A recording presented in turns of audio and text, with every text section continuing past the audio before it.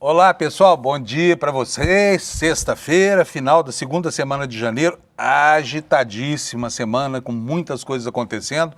Ontem, por exemplo, quando se pensava que nada mais podia acontecer, porque já havia a decretação da liquidação de uma corretora de valores e uma administradora de fundos privados, vem o ministro Toffoli e nomeia 4 peritos para atuar com exclusividade na análise das provas coletadas pela Polícia Federal no Banco Master. De manhã, o ministro já tinha afastado a Polícia Federal das provas. Desde a véspera, ele já havia dito que o material deveria ser lacrado e entregue ao Supremo Tribunal Federal, deveria ser recolhido ao Supremo Tribunal Federal. Mas ele mudou de ideia e o ministro Dias Toffoli está por ser entendido. Sabe? Hoje tem até editorial nos jornalões, aí, a Folha de São Paulo, dizendo que ele perdeu todas as condições de atuar no inquérito do Banco Master, que precisa ser devolvido à Justiça Federal, né? Aliás, ninguém entende mesmo por que isso foi parar lá no Supremo Tribunal Federal. Porque os motivos apresentados para que o ministro avocasse esse processo são motivos que não encontram amparo naquilo que se conhece sobre os autos desse processo. E depois a impressão que dá, se você reparar nas atitudes erráticas desse ministro, é de que ele está tentando se precaver da divulgação de alguma coisa. Qual seria o segredo que o ministro Dias Toffoli guarda nos autos desse processo, né? Hoje nós vamos começar a discutir isso e começar a discutir também como é que agia essa grande quadrilha de banqueiros e de investidores que tinha mais de 300 bilhões de reais em fundos e que agia muitas vezes em conluio com o crime organizado. Pois este é o retrato mais fiel de um país que abriga, né, nesse escândalo, todas as conexões que podem ter, marginais que usam a política e que usam a rede de influências das mais altas esferas da República Brasileira para fazer negócios suspeitos, negócios espúrios. O Banco Master tem o condão de despertar talvez o maior escândalo bancário de toda a história do país, embora não seja em relação aos números, né, porque houve escândalos maiores, aí houve desvios maiores do que esse representado pelo banco. Bom, o dia começa com o Bolsonaro passando a sua primeira noite no presídio da Papuda. Aliás, é num anexo, um presídio militar que fica dentro do complexo da Papuda, numa cela que mais parece a suíte de um resort, porque tem 60 metros quadrados, espaço em que poderiam ser confinados 300 presos, a julgar pela lotação, pela superlotação do presídio da Papuda, né?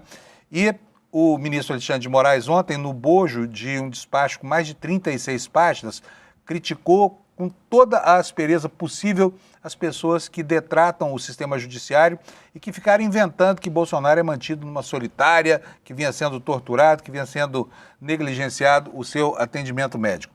Esses são os assuntos mais importantes do dia de hoje. Temos outras informações aqui, mas vamos nos concentrar nessas. E uma curiosidade, né? O Smart Sampa, que é um projeto de integração de milhares de câmeras em São Paulo com bancos de dados de procurados pela Justiça, prendeu ontem a irmã do prefeito, uma mulher acusada de agredir com muita violência o próprio filho, de dirigir embriagada e que acabou caindo nas malhas da polícia graças ao reconhecimento do rosto dela por uma das câmeras instalada numa unidade de atendimento médico aqui em São Paulo.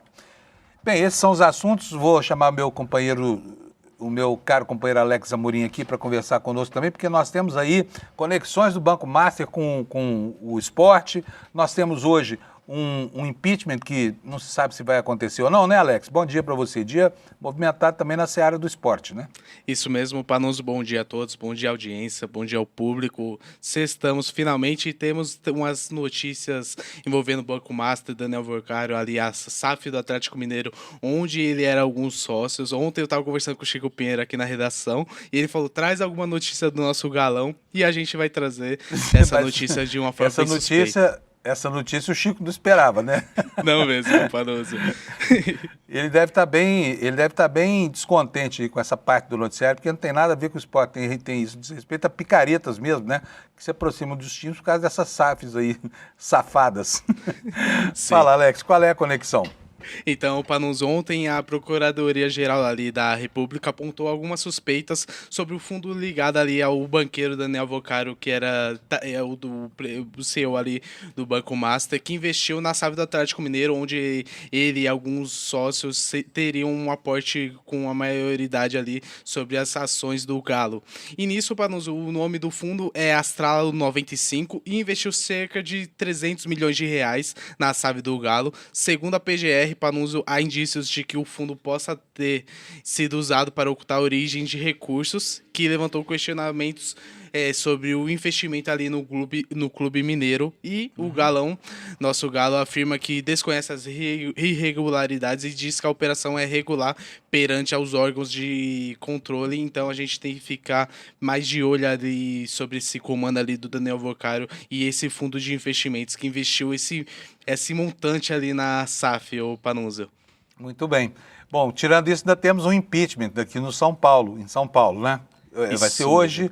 240 conselheiros, é isso? Vão definir o futuro do Casares? Isso, 245 milhões, 245 conselheiros Panunzio, hoje 6h30 da tarde ali no Morumbi, ali na sede do São Paulo, vai ser feita a votação do impeachment do presidente Júlio Casares. Ontem eu estava fazendo a apuração, verificando as redes sociais, e a oposição, Panunzio, já diz que já tem os votos suficientes para o impeachment, e como a gente informou ontem, até mesmo seus aliados queriam que ele fizesse a renúncia do cargo. Hoje, provavelmente, a gente vai ter uma finalidade nesse caso pelo presidente Júlio Casares mais negativa para ele, Panunzio.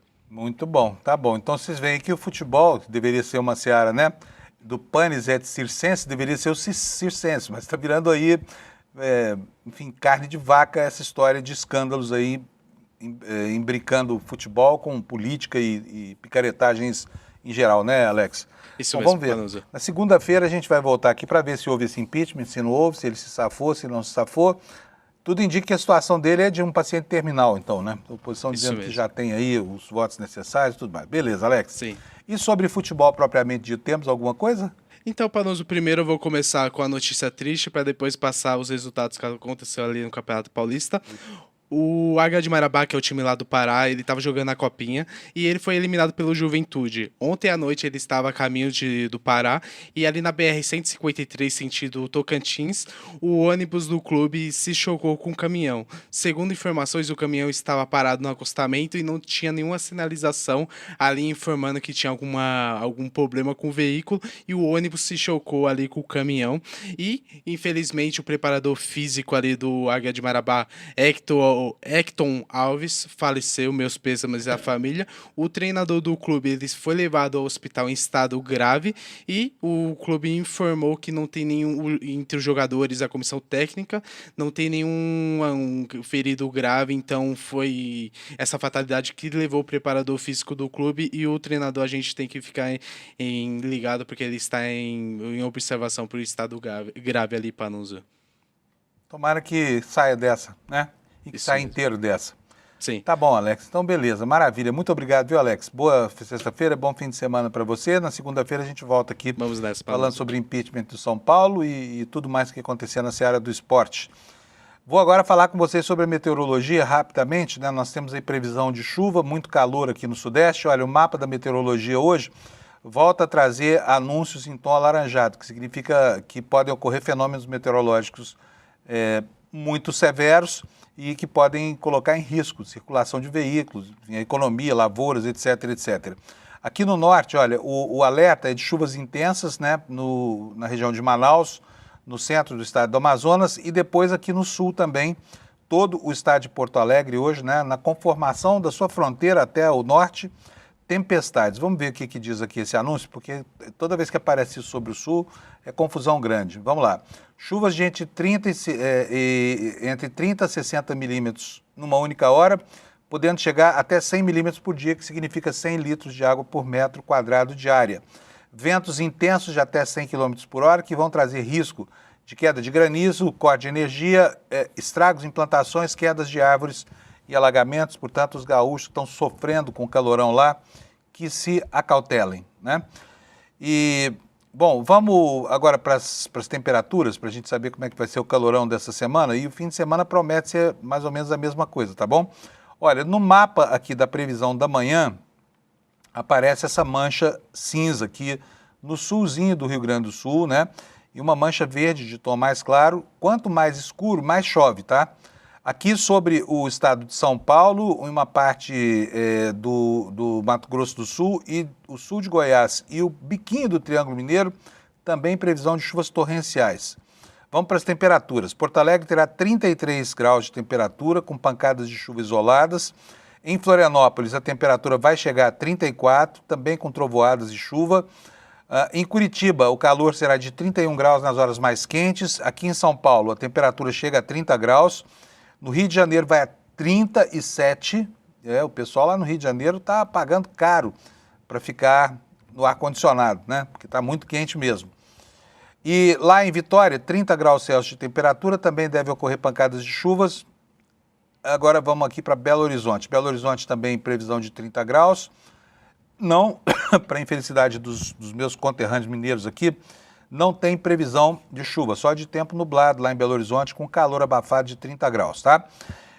Mato Grosso do Sul, máxima de 31, com chuva na previsão. Cuiabá, a mesma coisa, só que a temperatura chega aos 35.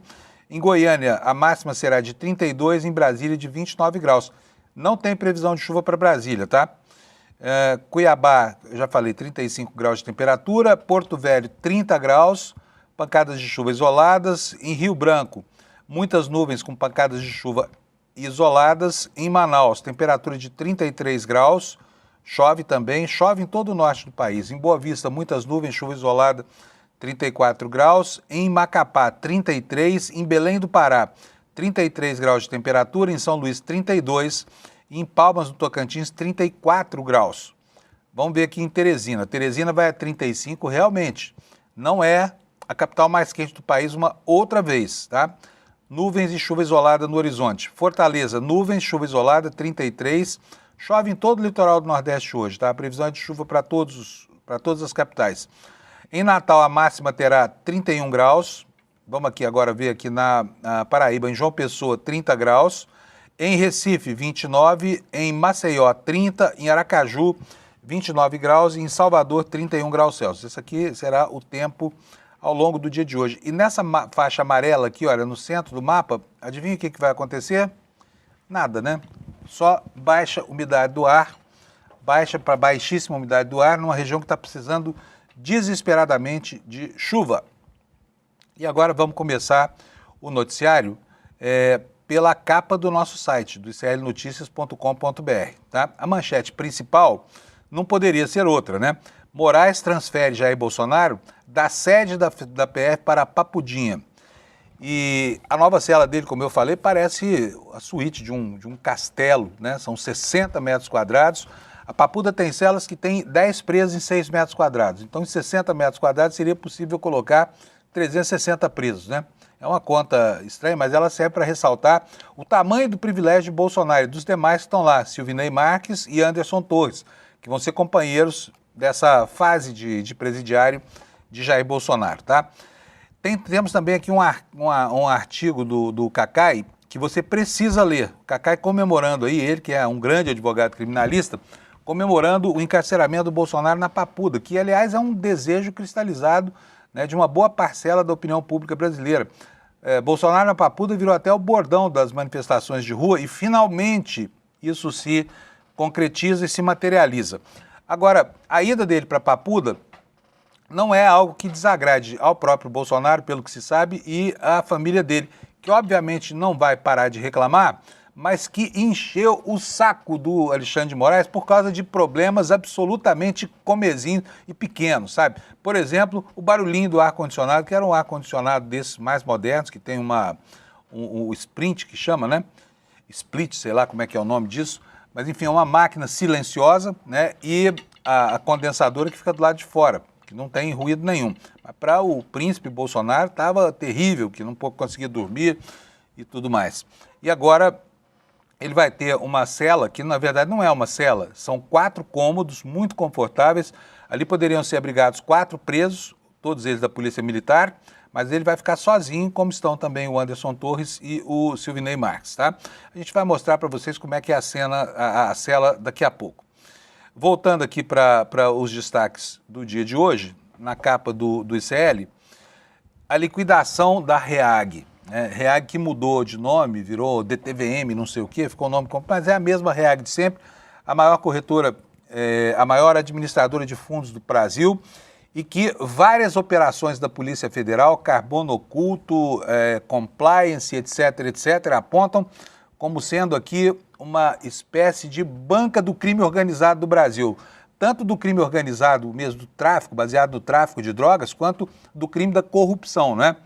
E em função dessa história toda aqui, o ministro Toffoli parece ter enlouquecido completamente na condução de uma investigação com a qual, a rigor, o Supremo Tribunal Federal não teria que ter nada a ver, porque vinha acontecendo na Justiça Federal, né? E quando apareceu um deputado que foi citado, mas é uma citação que não justificaria, segundo os advogados com quem eu conversei, a vocação desse processo para o Supremo Tribunal Federal, tá bom? Então nós vamos falar bastante sobre isso. Ontem foram 2 corretoras liquidadas, né? Quer dizer, uma corretora e uma administradora de fundos, e aí começam a aparecer as consequências na área da política, porque é onde está o ponto sensível dessa história toda, que aponta para ser o maior escândalo financeiro de toda a história do país por causa do tamanho da teia que envolve políticos, políticas, instituições, tribunais, Tribunal de Contas, enfim, uma confusão dos diabos.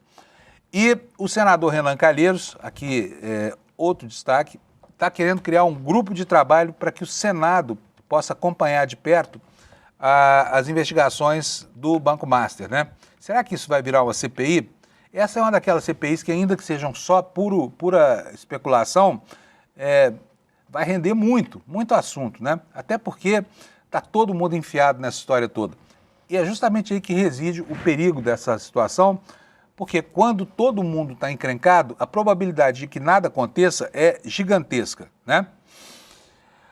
Bom, vamos falar sobre os destaques secundários aqui. Damares e Malafaia trocando bicadas aqui pela internet, né?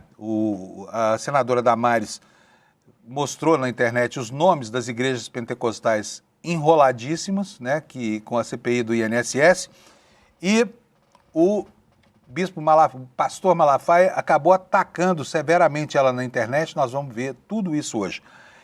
E olha só que coisa engraçada, né? Aqui em São Paulo, o prefeito se orgulha, o Ricardo Nunes se orgulha de ter montado um programa que é um programa inteligente.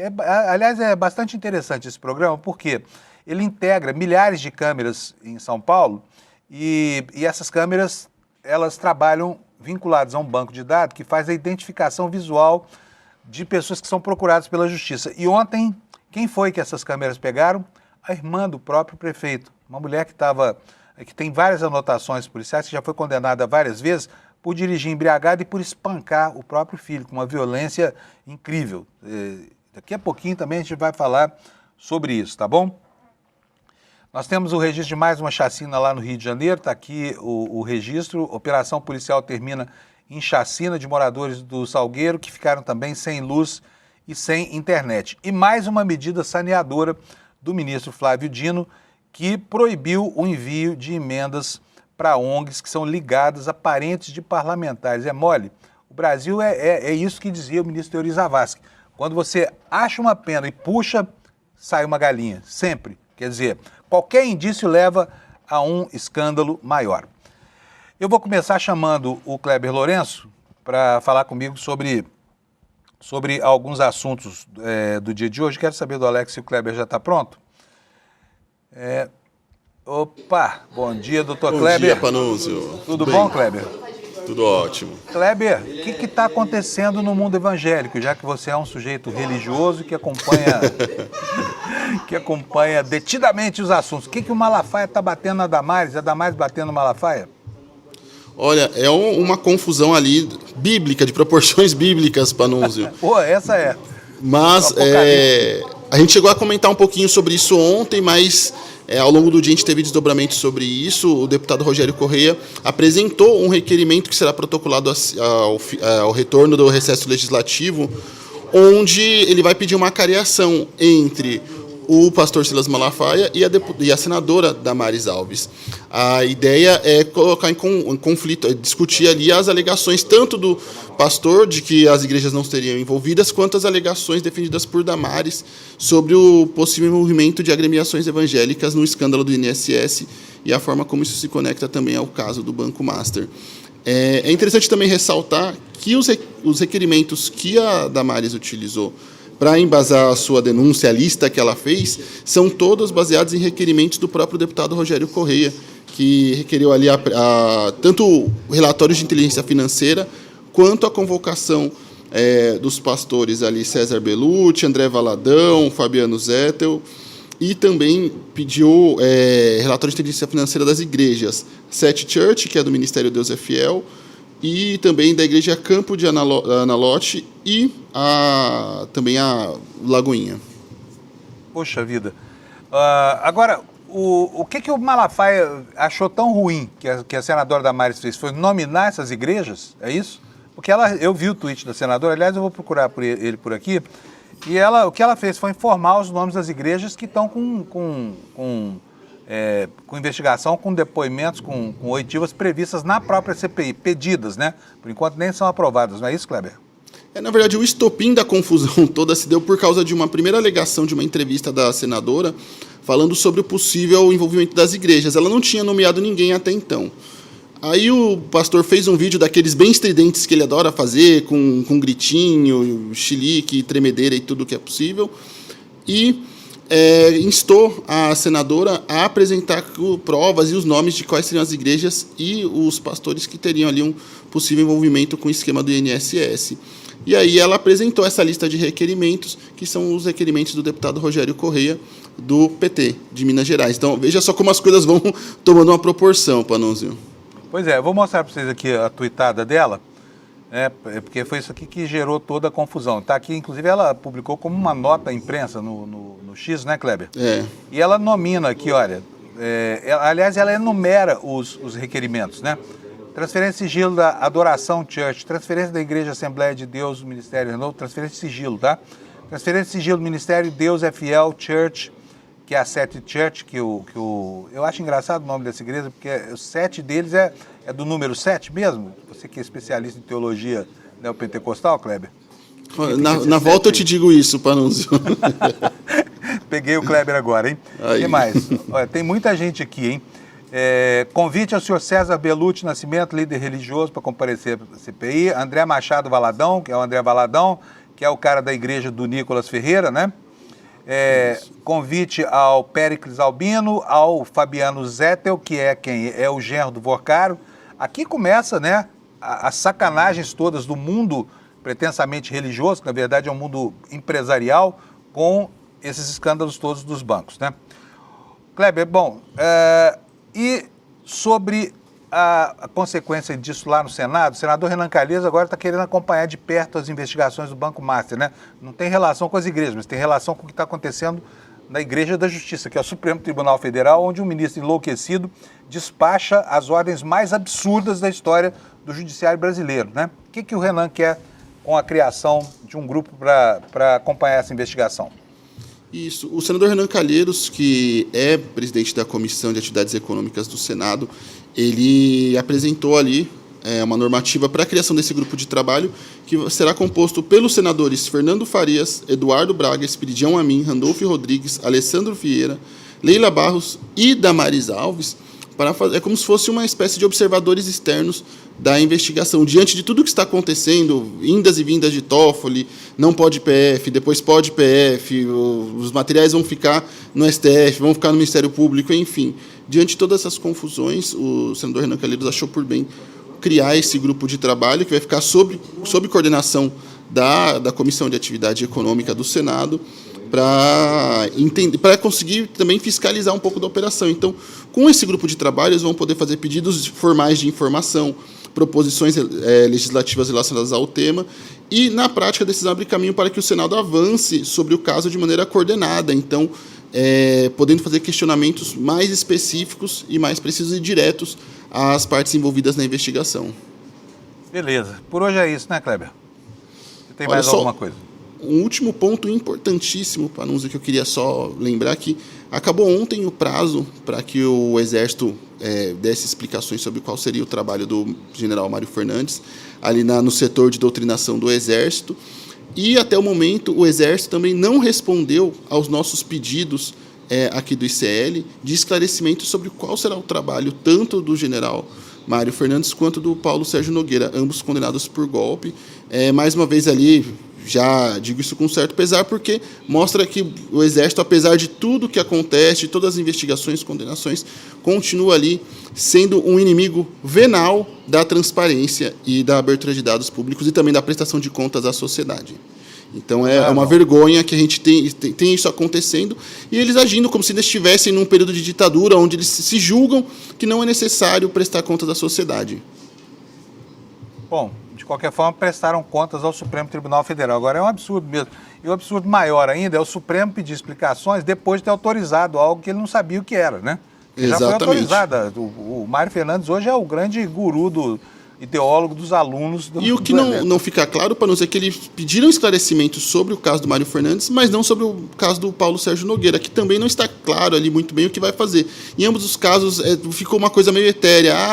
Vão ler alguns livros, propor revisões, propor leituras, mas tá, e aí? Só que só foi pedido do caso do Mário Fernandes ali, e mesmo assim esses esclarecimentos não são abertos ao público, uma vergonha. Muito bom, Kleber. Obrigado, viu? Boa sexta-feira para você, juízo, no fim de semana. Segunda-feira a gente se encontra aqui. Calma, ainda falta muito para o carnaval. Falta. Mas eu sei que o pessoal está se preparando já. Até mais, Panuzzi. Bom final de semana. Tchau. Obrigado. Pessoal, Bolsonaro está na papuda. Você queria, finalmente você ainda não viu, vai ver. Nós vamos apresentar aqui a cela em que o Bolsonaro vai ficar hospedado. Repare bem. Aliás, na revista Liberta dessa semana, eu estou fazendo lá uma matéria que é mais ou menos um raio-x sobre as condições dos presidiários brasileiros, que são quase 1 milhão. Hoje o Brasil é um país que encarcera muita gente, uma legislação penal absolutamente encarceradora, né? E os presídios brasileiros têm as piores e mais desumanas condições, né? Diante dessas condições, é até ridículo ouvir a família do Bolsonaro reclamar: mas o ar-condicionado está fazendo barulho. Mas tem que levar a comida dele todo dia. Por quê? Porque ele não come a comida da Polícia Federal. Paranoico pra caramba, morre de medo de ser envenenado, né? E aí reclama: mas não tem Smart TV. Qual dos outros 900 e tantos mil presos tem esse tipo de privilégio, né?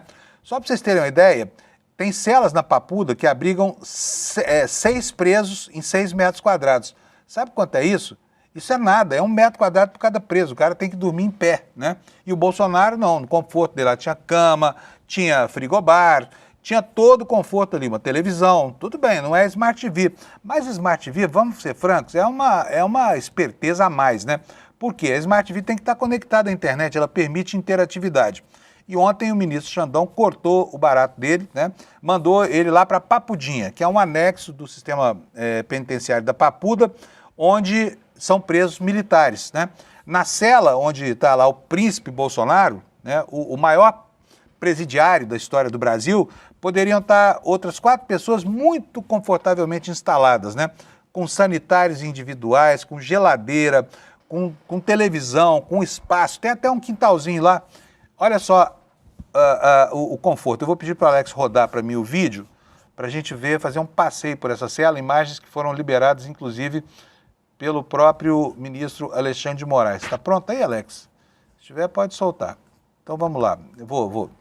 Solta no ar, por favor, que eu vou mostrar para vocês. Olha, a imagem começa com a vista de fora. Vocês podem ver aí que a cela tem... é como se fosse uma garagem. Não é uma garagem, porque é uma cela, né? Tem um muro de grades, todo cercado por esse arame farpado aí. Aí tem uma área externa, né? Uma espécie de quintalzinho abrigado, uma varanda. E agora a gente vai entrar por essa porta aí para mostrar, olha, uma sala, né, cadeira de secretária, a cama, e esse corredor dá acesso aos outros 4 cômodos dessa cela. Isso é uma cela só, tá, gente? Olha, essa aí tem uma geladeira, na outra é uma espécie de cozinha, né, que tem aí, ó, aguinha gelada, pia, aí é uma lavanderia, e aí tá um banheiro com 3 privadas, né, chuveiros e tudo mais. Quer dizer, o Bolsonaro, ó, pia, tá vendo só? muito confortável. Quem dera que todo presidiário do Brasil tivesse um espaço como esse. Provavelmente muitos deles nem iam querer sair da cadeia, porque é muito melhor do que as condições de habitação de boa parte da população, né? Aliás, o Alex está me dizendo aqui como é que a cela do Pablo Escobar era igualzinha a essa, é? Fala no ar, Alex, para todo mundo ouvir. Pode falar. Deixa eu chamar o Alex aqui. Estou aqui. Para falar sobre o Pablo Escobar. Nós estamos falando de Bolsonaro, ele vai falar do Pablo Escobar. Fala, Alex. Então, quem acompanha a série Narcos e tudo sabe que quando o Pablo Escobar foi preso, uma das exigências dele foi construir um presídio para ele. Que a gente, apurando, fazendo ali a análise da série, vê que não era um presídio, e sim era uma mansão dele que ele comandava e mandava e desmandava ali na Colômbia, lá dentro daquele presídio, Panuso. Pois é. Queria todo o conforto e teve, né? O ex-senador Luiz Estevão deve estar com inveja, porque ele gastou uma grana lá na Papuda, mandando reformar uma ala inteira para ter mais conforto. Mas nem de longe ele teve essa condição que estão dando ao Bolsonaro. Apesar disso tudo, desse conforto todo, a família do Bolsonaro tripudiou sobre o Poder Judiciário, espalhando aí infâmias, dizendo que o Bolsonaro estava numa solitária, que estava sendo torturado e tudo mais. O Xandão ontem fez um arrazoado no seu despacho de 36 laudas, descendo o pau nessa gente que detrata o judiciário injustamente. Daqui a pouquinho eu vou ler para vocês as anotações do ministro Alexandre de Moraes. Mas antes disso, Alex, me informa se o Lula já está pronto, porque nós temos um assunto prioritário sobre esse, tá? Vou chamar o Lula. Então, Lula, bom dia, meu amigo, querido. Lula ontem teve aqui para São Paulo rapidamente dando uma incerta aí que vai render muitas novidades para o futuro, né, Lula? Não posso nem falar o que é, até porque ele não me contou, tá? Com medo da minha língua solta aqui. Tudo bem, Lula? Foi boa a sua viagem aqui? Foi produtiva ou não? Fábio, boa, produtiva, já teve um pedaço do resultado dela publicado ontem no site, você chamou aí a matéria, que é em relação à REAG, né? Como funcionava a REAG e quais são as desconfianças da Polícia Federal e do Ministério Público e da fiscalização do Banco Central em relação a essa gestora de fundos, uma das maiores, talvez a maior gestora independente de fundos do Brasil, que foi liquidada ontem de manhã. Mas aí agora vem uma segunda parte, Fábio. A estrutura de funcionamento está lá. O que é que preocupa o grupo de controle da REAG? A REAG foi fundada pelo João Carlos Mansur, empresário, né? E ele se aproximou, a partir dela, do Nelson Tanuri, investidor, empresário brasileiro muito polêmico, e do Maurício Quadrado, banqueiro, investidor, também integrante de vários outros escândalos. Depois disso, eles se aproximaram, essa trinca se aproximou de outra trinca, Daniel Vorcaro, Augusto Lima, né, do Banco Master, e Fabiano Zettel, cunhado de Vorcaro e gestor e operador de vários sistemas esquisitos de investimento e de financiamento. E a ele se juntou, né, um personagem de Minas Gerais chamado Mineiro, né, que tinha como missão criar um sistema midiático que servisse a esse grupo nos investimentos fraudulentos nos quais eles operavam com irregularidades bancárias. O que preocupa essa turma? Todas as ações da Polícia Federal, do Ministério Público e da fiscalização do Banco Central, desde o dia 18 de dezembro do ano passado, quando ocorreu a primeira fase da Operação Compliance Zero, que levou para a cadeia o Daniel Vorcaro, o Augusto Lima, alguns diretores do Banco Master, e começou essa operação para se entrar no caixa do Banco Master e das operações que eles tinham com instituições como o BRB, por exemplo, aqui em Brasília, com as quais tinham feito uma ficção de investimento, uma troca de ações de 12,2 bilhões de reais, que gerou a Operação Compliance Zero dessa semana, a fase 2 da Compliance Zero e a liquidação extrajudicial da REAG ocorrida ontem. Há um delator, né? Essa é uma certeza, né, dos ex-controladores do Master e da turma da REAG, que há um delator entre eles. Eles não sabem quem é. Né? Por quê? Porque há um delator entre eles, é a certeza que eles têm. Né? E a desconfiança que eles têm é que esse delator seja Silvano Gertzel, que era o presidente, o CEO, né, o controlador, né, de todas as operações da REAG até o dia 28 de agosto, quando ocorreu a Operação Carbono Oculto. Né? Na Operação Carbono Oculto, a REAG já surge como uma operadora e gestora de fundos que estavam, em alguma medida, ligados ao crime organizado. Né? Então, ali se há uma exposição à REAG, e dentro da REAG há uma exposição do Silvano Gertzel, que é um profissional de mercado com mais de 30 anos de atuação, foi integrante da mesa de operações do Dresdner Bank aqui no Brasil, né, e de outras instituições como o Banco Fator, né, e é um profissional que tem uma carreira consolidada no mercado e ficou muito abalado com aquelas primeiras operações. Ele saiu do controle da REAG, a REAG virou companhia, a REAG passou a se chamar Companhia Brasileira de Serviços Financeiros, CBSF, né, que foi a denominação que foi liquidada ontem, né, mas ela é a antiga REAG DTVM, distribuidora de títulos e valores mobiliários. Só que quem está na fiscalização, quem está operando a investigação, sabe exatamente o que procura e tem desfeito operações fraudulentas numa velocidade que os antigos controladores do Master e da REAG têm certeza que a informação vem de dentro. Porque agora, Lula, por exemplo... Eles só vão na certa, né? A Polícia Federal está marcando... Só vão na certa. Todo chute é gol. Exatamente, todo chute é gol. Agora mesmo, enquanto a gente está conversando aqui, o jornal o Globo acabou de subir uma manchete com a história de um espanhol que é treinador de um time na Índia, que passou por Abu Dhabi. Em Abu Dhabi, ele criou uma empresa, essa empresa em Abu Dhabi se tornou sócia, e ele não sabe como, porque ele nunca teve empresa no Brasil, tornou-se sócia de uma empresa aqui no Brasil. Essa empresa aqui no Brasil acabou pegando um empréstimo que ele jura que nunca pegou, né, no Banco Master.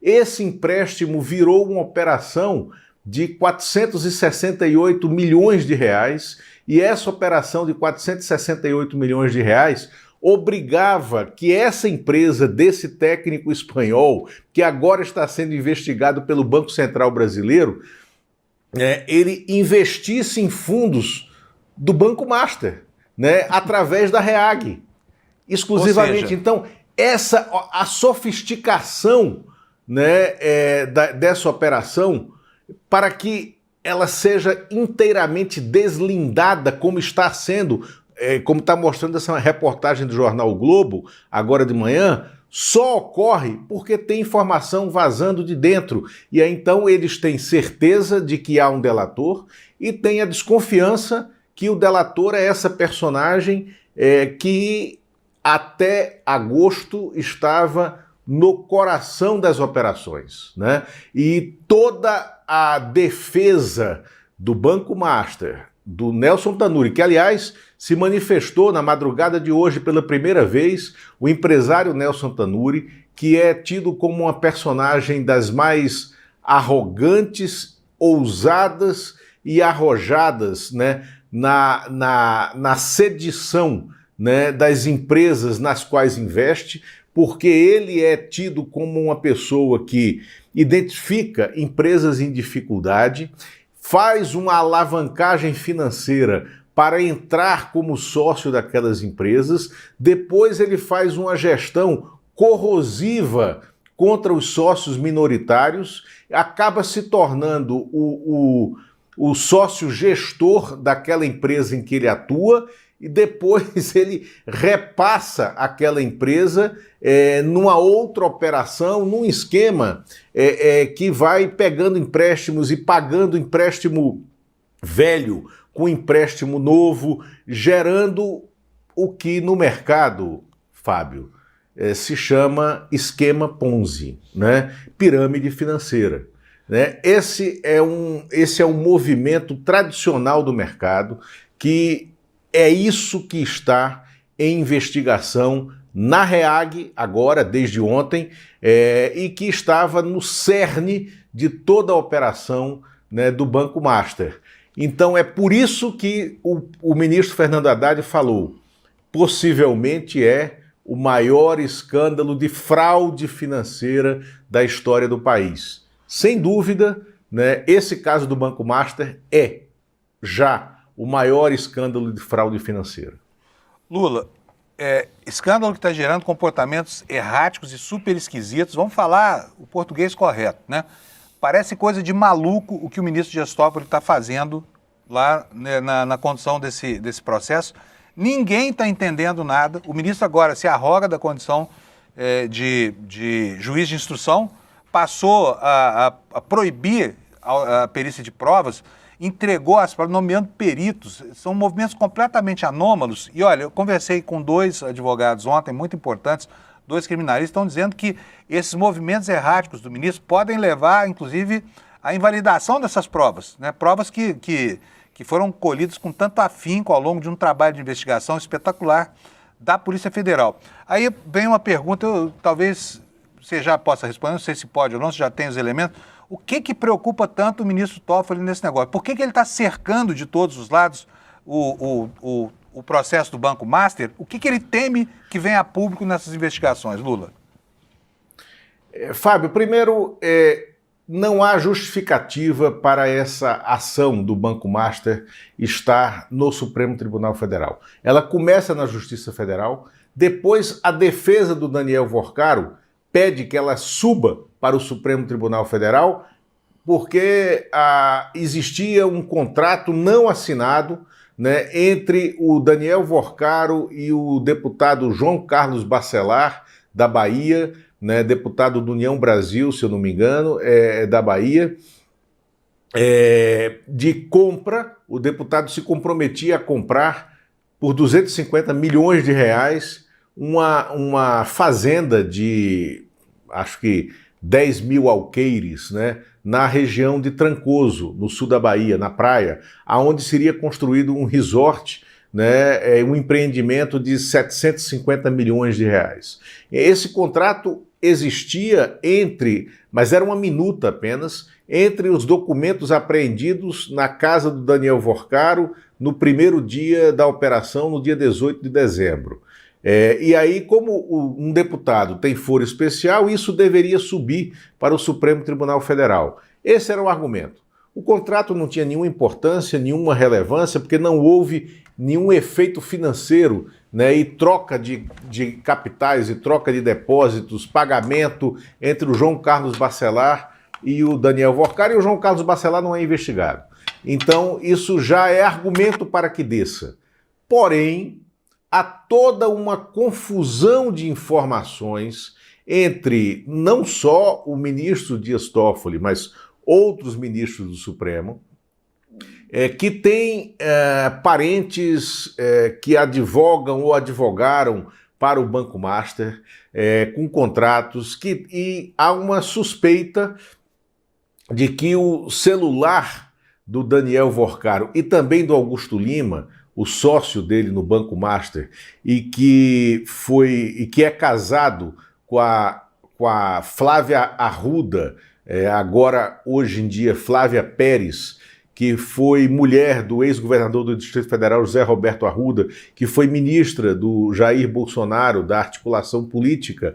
Há uma suspeita de que nesses celulares, que ainda não tiveram seus conteúdos integralmente extraídos, haja informações que cheguem, né, nos escalões superiores do Judiciário, né, e também do Congresso Nacional. Mas isso é uma suspeita, não há uma certeza, né? Então é o temor dessa suspeita, e aí a alegação do ministro Toffoli internamente é melhor que essas provas estejam custodiadas no Supremo Tribunal Federal, porque daqui elas não podem ser invalidadas no futuro, né? Esse é o argumento técnico que ele usa, por isso que vamos manter isso aqui, para evitar a invalidação das provas. Agora, esse argumento técnico, ele não fica de pé diante da realidade, porque o que está acontecendo é um barramento, é uma dificultação, né, ao processo de apuração, né, que já deveria estar mais avançado por parte dos investigadores da Polícia Federal e do Departamento de Auditoria e Fiscalização do Banco Central. Bom, tá ficando tão feio para o ministro, sabe? Tá ficando feio, né? Que hoje tem até editorial na Folha de São Paulo, editorial que há muito tempo a gente já não... Aliás, a Folha não tem importância nenhuma, mas o fato de haver um editorial na Folha de São Paulo é ainda relevante, né? Eu vou mostrar para vocês aqui na tela, deixa eu colocar na tela cheia, só para vocês, não vou ler tudo não, mas tá aí, olha, bota para mim, por favor, Alex. Ó, Toffoli deve se afastar do caso Master, né? A Folha está dizendo aqui, ó, o ministro Dias Toffoli perdeu todas as condições necessárias para arbitrar com imparcialidade e diligência técnica o estrepitoso escândalo do Banco Master. Quer dizer, e é uma pancada atrás da outra. Lula, deixa eu te perguntar Fábio, mais uma coisa. Mas aí me deixa explicar o contexto, claro, então, disso. Porque pode, por nós sabemos, esse editorial é importante, é relevante, e há na Folha de São Paulo uma torcida interna para que esse caso avance cada vez mais. Porque lembremos que a Folha de São Paulo hoje é um jornal que pertence a um banco também. A Folha de São Paulo hoje é o jornal do PagBank. O PagBank é a empresa que está na cabeça da estrutura empresarial que contém Folha de São Paulo e UOL. O PagBank é do Luiz Frias, controlador de todo esse grupo. E na REAG, nós temos como integrante desse grupo de controle um mineiro que se chama Flávio Carneiro, na verdade. Ele é o organizador, o estruturador de uma empresa de pagamentos também, que se chama Entrepay, né? Essa Entrepay, por meio dela, é que ele faz os investimentos na área de mídia e é uma empresa de pagamento de maquininhas também. Então tem uma disputa lá. E dentro da REAG, como sócio investidor em vários investimentos, havia até o dia 18 de dezembro do ano passado, o grupo JBS, né? O grupo JBS do Joesley, do Wesley Batista e do José Batista Júnior, o Júnior da Friboi, o irmão mais velho deles, que são sócios da PicPay. A PicPay, que também é uma empresa gestora de pagamentos, que é deles e que é a mais bem-sucedida de todo o mercado, também estava lá. Então há uma briga, vamos dizer assim, a briga das maquininhas, a briga das fintechs, né? Nesse caso aí, atravessando o caso Master REAG, há essa disputa. E isso explica o editorial da Folha de São Paulo. E aí, para a gente encerrar isso aqui, como eles são espertíssimos, tão ousados quanto essa turma que foi pega agora no caso REAG Master, BRB também, temos que colocar aqui, o Joesley e o Wesley Batista, eles de 18 de dezembro para cá, eles zeraram todas as posições que eles tinham de investimentos, de recursos em fundos administrados pelo REAG e transferiram tudo para o Bradesco, que se tornou agora o grande operador, o grande gestor dos fundos da família Batista do JBS. Então, Fábio, esse caso ele ainda vai perdurar, mas ele está entrando profundamente em várias camadas, né, do sistema financeiro brasileiro e desse grupo, né, que eu não chamo de elite, eu chamo de andar superior da sociedade brasileira, porque não é elite. Elite tem outras acepções, né? Então está entrando de maneira muito profunda, né, no subsolo, no submundo, nos porões desse andar superior da sociedade brasileira. E tem também, só para completar, não vai dar tempo da gente falar hoje, que eu preciso devolver o tempo para a programação, a história estranha de um resort no norte do Paraná chamado Taiaiá, mas essa a gente não vai contar hoje, a gente vai falar sobre isso na segunda-feira, tá bom, Lula? Porque o nosso tempo, infelizmente, perfeito, maravilha. Um abração, Lula, obrigado, maravilha. viu? Estou louco para ver, eu sei que vem novidade aí na Revista Liberta, não vou contar ainda, segunda-feira a gente conta, porque o Lula vai estar conosco aqui na segunda, tá bom? Valeu, abraço, Lula, obrigado mais tchau. uma vez, tá? Tchau, tchau. Gente, o Lula vai lançar uma coluna aqui que vai ser espetacular, hein? Vai fazer história no jornalismo, sabe? Porque ele tem informações maravilhosas. Eu ainda tenho aqui alguns minutinhos, então eu quero mostrar para vocês o que o Xandão falou ontem em 36 laudas, 36 páginas de um despacho em que ele desopilou o fígado contra aqueles que têm detratado a justiça brasileira, inventando mentiras sobre a situação de encarceramento do ex-presidente Bolsonaro. Vou mostrar aqui para vocês alguns dos trechos desse despacho.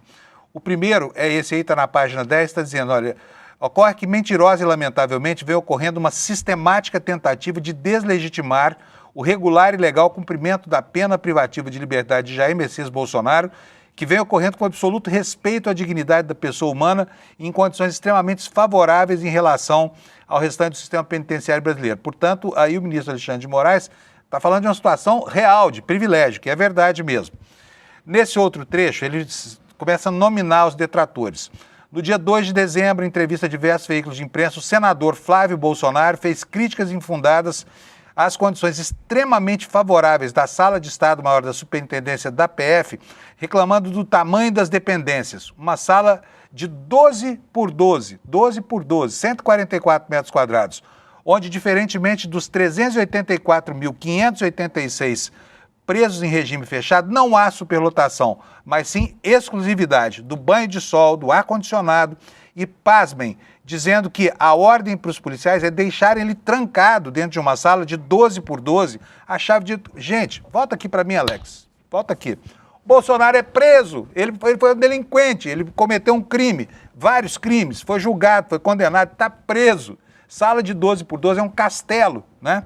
Tem toda a razão o ministro Alexandre de Moraes. E ele fala aqui, ó, pode voltar a apresentação, por favor? Fala aqui, olha, que... dizendo, né, pasmem, a ordem de policiais deixar ele trancado na sala 12 por 12, como se o custodiado Jair Messias Bolsonaro não estivesse cumprindo decisão judicial definitiva de prisão que o condenou a 27 anos e 3. Preso! Bolsonaro é um delinquente preso, é só isso. É um bandido a mais num sistema que tem 1 milhão de outros bandidos como ele, por outras razões, por outros crimes, às vezes até menos graves. Outro trecho em que ele nomina aqui os detratores. O vereador do Rio de Janeiro, ex-vereador, no caso, né, Carlos Bolsonaro, do PL, filho do custodiado, provavelmente ignorando por completo a real situação do sistema carcerário brasileiro, também afirmou que essa chamada Sala de Estado-Maior tem um nome bonito e sugere tratamento especial, mas as condições mínimas de dignidade não estão sendo garantidas a uma pessoa de 70 anos de idade com problemas de saúde relevantes, né? E aqui um print com a manchete aí da reclamação do Carlos Bolsonaro, tá? Outro trecho aqui, olha. No dia 12/12, após a autorização concedida pela Suprema Corte, o presidente da Comissão de Segurança Pública, o deputado federal Paulo Bilinski, aquele que teve um entrevero em que a namorada saiu morta, né? Ele deveria, por ser delegado de polícia, conhecer a definição de cumprimento de pena privativa de liberdade em regime fechado e reclamou do tamanho da sala, da existência de 2 horas de banho de sol e do ar-condicionado, em que pese ter reconhecido a existência total de acesso aos médicos do custodiado Jair Messias Bolsonaro. Mais um trecho aqui, agora da Damares Alves. Senadora da República Damares Regina Alves, presidente da Comissão de Direitos Humanos e Legislação Participativa do Senado, por meio de um ofício encaminhado ao superintendente da Polícia Federal, anexado aos autos, em completo dissociamento da realidade fática e processual dos fatos, afirmou que teve acesso a informações acerca do alagamento da área utilizada como cela, bem como de ruídos constantes provenientes do equipamento. Tenha santa paciência, senador, não tem mais nada para tratar, não, nenhum outro assunto. Bom, aí ele diz o seguinte: a lei de execuções penais assegura ao preso direitos compatíveis com a condição de privação da liberdade. Apesar das inúmeras e infundadas críticas, não há nenhuma dúvida de que o cumprimento da pena privativa de liberdade de Jair Messias Bolsonaro está sendo realizado no estrito cumprimento da legislação, com absoluto respeito à dignidade da pessoa humana e de maneira privilegiada nessa sala de Estado-Maior. Mais um trechinho aqui, deixa eu ver se eu tenho tempo para isso. Tem mais 5 minutinhos. Esse trecho diz o seguinte: da mesma maneira, não há dúvidas da existência de uma campanha de notícias fraudulentas com o intuito de tentar desqualificar e deslegitimar o Poder Judiciário, ignorando que as condições absolutamente excepcionais e privilegiadas do cumprimento da pena privativa de liberdade em regime fechado de Jair Messias Bolsonaro na sala de Estado-Maior da Superintendência da PF no Distrito Federal, com sala exclusiva, com o dobro do tamanho previsto pelo procedimento de entrega de comida todos os dias, não existem para os demais 384.500 e tantos presos do país. E diz mais, ressalta-se que essas condições absolutamente excepcionais e privilegiadas não transformam o cumprimento definitivo da pena de Jair Messias Bolsonaro, condenado pela liderança da organização criminosa na execução dos gravíssimos crimes praticados contra o Estado Democrático de Direito, em uma estadia hoteleira ou em uma colônia de férias, como erroneamente várias das manifestações anteriormente descritas parecem exigir ao comparar a sala de Estado-Maior a um cativeiro, ao apresentar reclamações do tamanho das dependentes, 144 metros quadrados, sabe? Uma casa do Minha Casa Minha Vida não chega... Olha, tem apartamentos sendo vendidos aqui na Avenida Rebouças, em São Paulo, estúdio, 28 metros quadrados. Tá? O Bolsonaro vivia numa cela de 144, agora pode 60, né? Enfim, e aí acabam as citações, mas fica aqui o registro dessa história toda que envolve as reclamações infundadas sobre o que estava acontecendo com o Bolsonaro lá na cela especial da Polícia Federal. Agora está na Papudinha, né, no conforto lá, junto com o Silvinei Marques, amigão do peito, que coordenou aquela operação de blitz contra os ônibus com eleitores do Lula, e também o ex-ministro da Justiça, o Anderson, que também é vizinho de cela de Jair Bolsonaro, também está instalado nessa suíte presidencial dos presídios brasileiros, né? Não deixem de ler a revista Liberta desse fim de semana, porque ela vai trazer um raio-x sobre o que é, na verdade, o sistema penitenciário. Você sabia que entre os presos brasileiros a incidência de tuberculose é 28 vezes maior do que entre a população em geral? Sabia? Você sabia que uma das endemias dos presídios é a escabiose, a famosa sarna, por causa do compartilhamento de colchões e por causa do espaço exíguo das celas? Os presídios são realmente uma sucursal do inferno. Mas para esse privilegiadíssimo preso chamado Jair Messias Bolsonaro, não há, por exemplo, o risco de ser contaminado, né, numa cena de curra coletiva, que é super comum nos presídios, e também não há o risco, por exemplo, né, do compartilhamento de seringas e outras coisas que fazem com que a AIDS seja uma epidemia dentro dos presídios. Então a situação dele é de absoluto privilégio, tá? Bom, vamos falar um pouquinho da situação lá nos Estados Unidos. Nós temos que entregar aqui, que horas são? Deixa eu ver quantos minutos eu tenho aqui ainda, porque 58, beleza.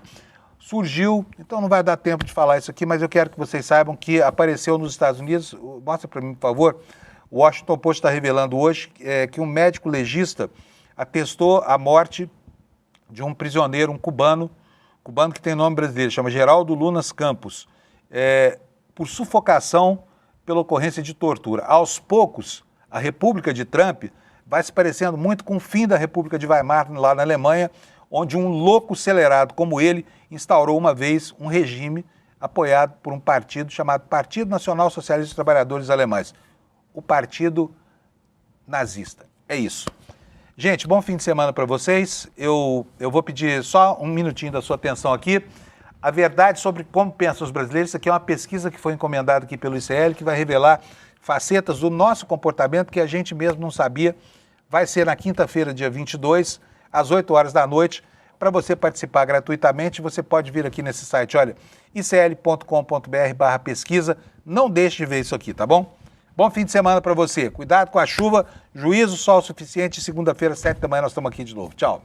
Eu tenho certeza que você, quando assiste o resultado divulgado por essas pesquisas eleitorais, pesquisas de opinião, tem aquela sensação de eu sei que não é assim. Nunca me perguntaram, eu duvido que seja assim que o brasileiro pensa. E você tem razão, porque a forma como essas pesquisas são feitas induz as pessoas a responder não o que as pessoas pensam de verdade, mas o que elas acham que é a resposta certa para o que foi perguntado. O ICL realizou um dos seus investimentos mais ousados até hoje e fez a maior pesquisa já realizada no Brasil sobre como pensa de verdade o brasileiro. Usando uma metodologia extremamente moderna, nós entrevistamos 10.000 pessoas nos 4 cantos do Brasil sobre os temas mais importantes. E os resultados são surpreendentes. No dia 22 de janeiro, às 8 horas da noite, o resultado dessa pesquisa vai ser revelado. E não vai sobrar pedra sobre pedra.